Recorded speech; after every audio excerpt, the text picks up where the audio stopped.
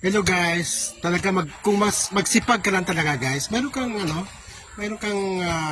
aanihin guys, di ba? Oh.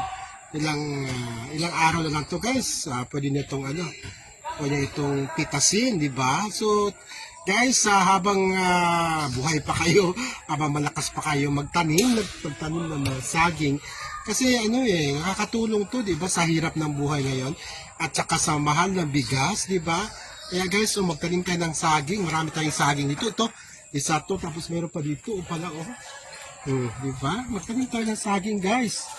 Ito pa, oh. Oh, ayan. Oh. Asan yun? Nakita.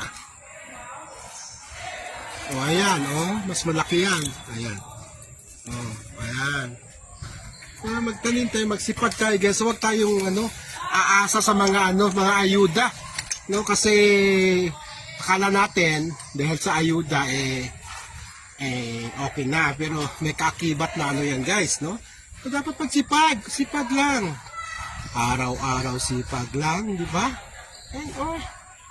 Itong dalawang buwid na saging na ito, sabay-sabay itong mahihinog, kaya kung ayaw nyo ibenta, edi kainin mo lang, pero ibenta nyo kasi ang mahal ng saging ngayon, 100. Minsan 120 pa nga pag yung talagang magagandang saging.